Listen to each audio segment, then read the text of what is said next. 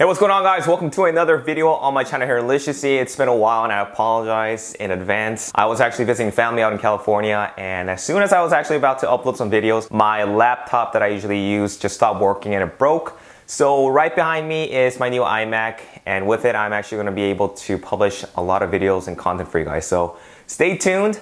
If you guys are new to my channel, please make sure to subscribe and stay updated on the latest hair loss news and hair transplant tips. And also visit hairliciously.com to check out some of my hair loss prevention products, including microneedling, dermal rollers, laser helmets, DHT blocking shampoos, hair loss vitamins, and also a natural DHT blocking serum that is going to be released by the end of this week, so stay tuned for that. As you guys are aware, my channel is dedicated for those who are dealing with hair loss and for those who are looking for solutions to getting back their hair, whether it's through hair transplants, hair loss medications, or by any other means. I am a strong advocate for those who are suffering from hair loss to do whatever it takes to, getting your hair back. But with that said, there's also a time where you just kind of have to draw a line between continuing your fight against hair loss and finally throwing in the towel and just calling it quits. So in this video, I kind of wanted to give you guys my own personal thoughts on exactly where I would draw that line so that it can be beneficial for those who are contemplating either calling it quits, or if you guys are not sure on whether to continue to fight the good fight, so that you guys can actually get a view of my own thoughts and go from there. Now, currently we do have several hair loss medications that work in various mechanisms of action to treat hair loss. We have, first of all, finasteride and dutasteride. Dutasteride is off-label, but is also more effective than finasteride, both which can actually inhibit DHT and are effective in most people who are taking them. And then we have Minoxidil.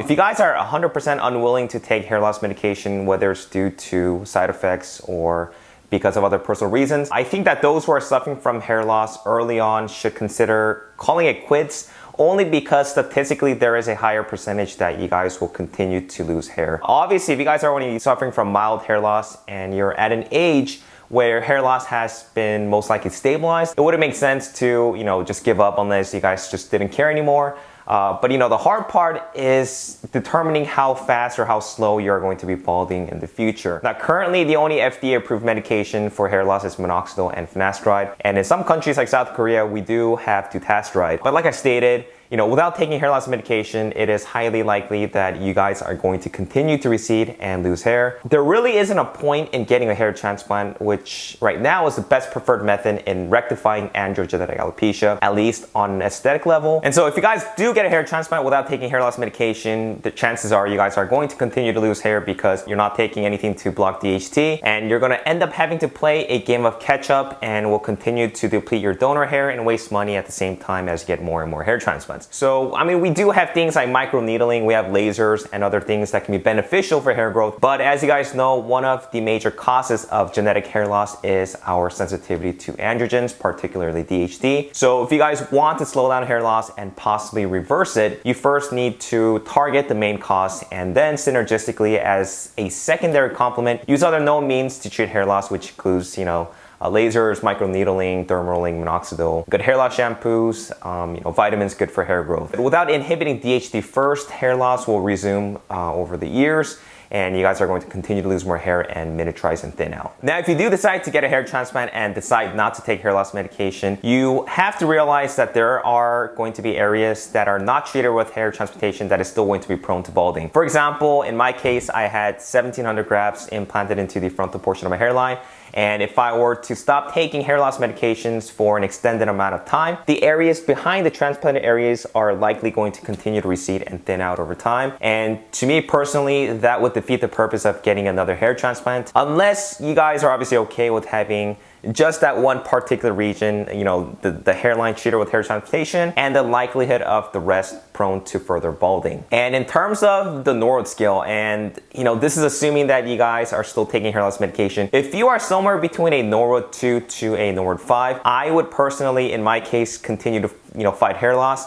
I feel that at this level of hair loss, even as a Norwood 5, you still have a good chance of getting a good head of hair back, especially if you work with, a proficient doctor, a hair transplant doctor who can create a natural looking hairline with added density in the mid scalp and crown if you guys are diffusing. Most people up to a Norwood 5 should be able to get a good illusion of a full head of hair, assuming that they have at least average, hair density, decent hair follicle characteristics such as, graft size, donor availability, etc. There's a lot of variables in this, including the onset of hair loss, family history, But assuming that hair loss, like I said, is stabilized to a certain extent and you are at least of age where hair loss seems to be somewhat controlled, meaning that you're not already a Nord 5 at age 20 or have extensive hair loss at a younger age, I would personally, continue pushing forward. Now, it does get a bit difficult, at least in my opinion, when someone is a Nord 6 or a Nord 7 trying to fight hair loss.